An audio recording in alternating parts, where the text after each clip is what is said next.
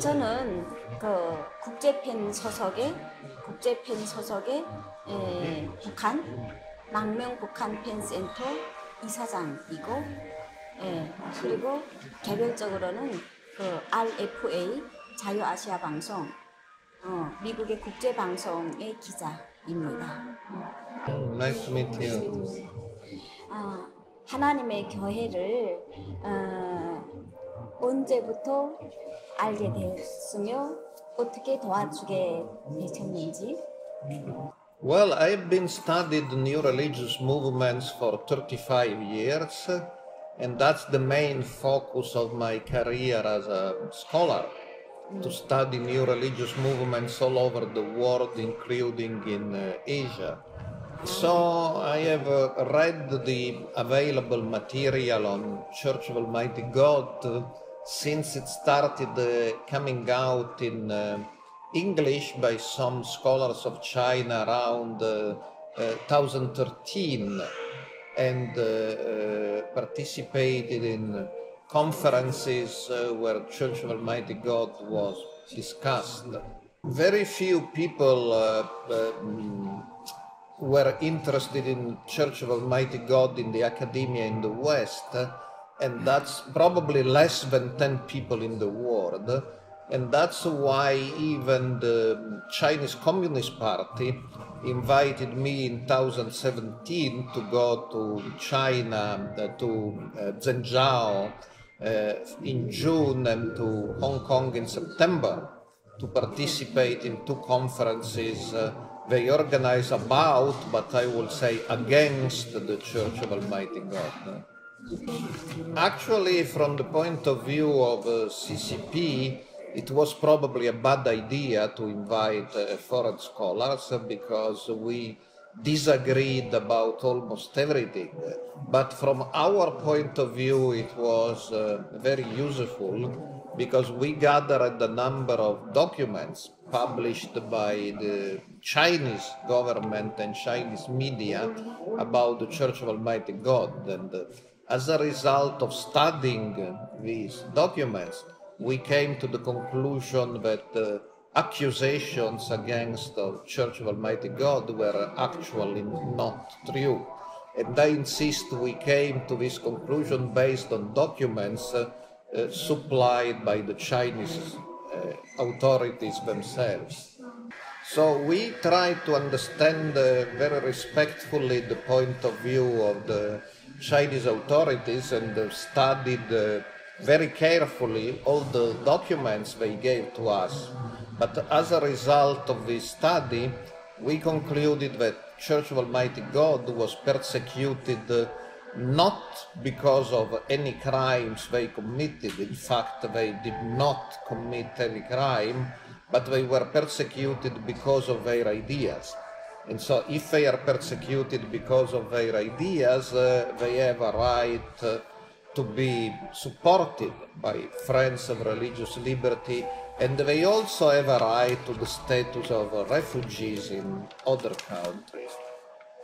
그러면 우리도 노스코리아도 저 중국을 거쳐서 오기 때문에 거기에서 다 그런 중국 공산당의 그 종교 박해 사슬에 대해서 경험을 한단 말이죠.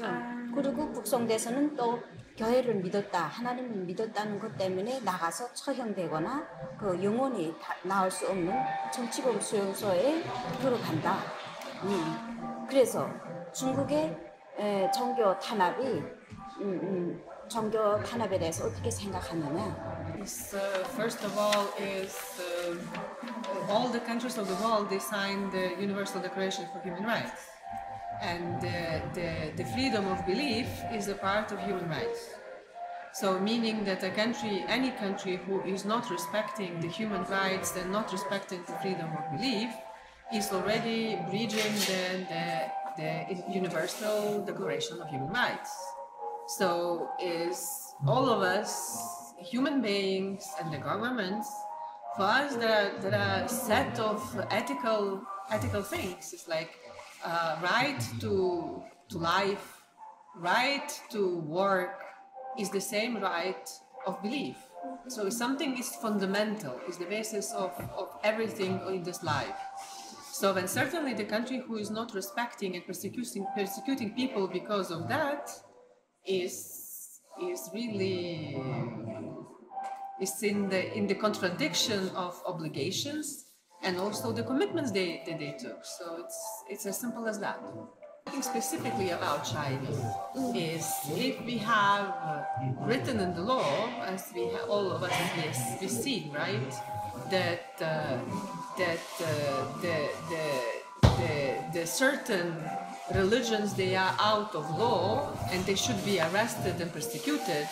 So I think there is no proof needed because it's already in the law, meaning that is something in the judicial system of China that these people, they are somehow beyond the law. So meaning that they don't have the right to believe what they believe, and that is not acceptable. And as my organization is dealing with the refugees, people who seek the asylum in the foreign countries, asylum from the persecution, so I would use the same arguments, is that if it is, we have the proofs that people are persecuted because of their religious beliefs, so meaning that naturally the countries in which the refugees are asking the asylum, they should be given. That is very simple argumentation and goes from the same path, the respect of human rights. 여러분들은 두 분이서 이분들이 난민이라고 생각하시는 거죠? They must be. Yes. They must be. 반드시 네. They must be because we have all the proofs needed according to international law. The refugee status is something that really they're entitled to. There is there are no arguments to say we're not, because all the features, they are exactly in the definition of this. Yeah, I believe there are two levels of proof. Proof that if you are a member of a Church of Almighty God, you go to jail in China. Proof is not required for individual cases because it's in the law. Chinese criminal code, which is available even in English, Chinese authorities put in the internet, as an article called Article 300. According to this article, they say using CGL is punished with 3 to 7 years in jail or more. And CGL means heterodox teachings. And in practice, we can know which groups are CGL because they publish lists. And Church of Almighty God is in the list of the groups defined as CGL. Now, what means using a CGL? Here we have case law. Again, many decisions are published officially in Chinese government's websites, and it says using a CGL means being active in a CGL, and interpretation is very broad. Even if you have in your home some literature of a movement classified as CGL, that's already using a CGL and you go to jail. So we don't need evidence because it's clear, it's in the law itself. But if you are active in the Church of Almighty God, you go to jail. So the only evidence they can require, and that I believe the states are entitled to require, and this the Mr. So-and-so or Miss So-and-so is really a member of the Church of Almighty God. That evidence, of course, they can require, and because anybody can say, oh, I'm a member of the Church of Almighty God. So it's very reasonable that the Korean authorities or European authorities require to prove that the individual person is really a member of the Church of Almighty God. But when the person is a member of the Church of Almighty God, it's clear if he or she goes back to China, he or she will be arrested. That's in the law. It's not a question of interpretation, it's a question of Chinese law. 국제적으로 이런 난민, 종교의 자유를 국가가, 정권이, 권력이 탄압하는 경우가 종종 일어나는데 만약에 이 공산당, 중국 공산당, 그 다음에 북한 공산당이 그 종교에 대해서 탄압하는 문제를 해결하려면 국제사회가 어떻게 해야 되겠냐? 이 사람들은 할 수 없습니다. 그런데 우리가 나서야 하는데 그러면 어떤 방법으로 나서야 되겠느냐? 이런 겁니다. Well, we believe we should go so very quickly.